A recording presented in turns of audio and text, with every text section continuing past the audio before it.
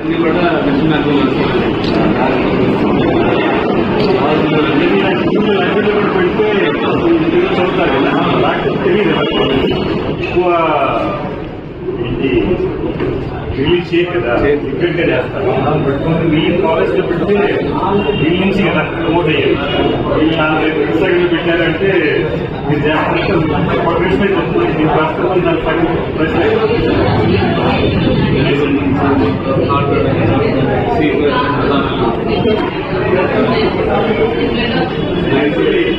అది కూడా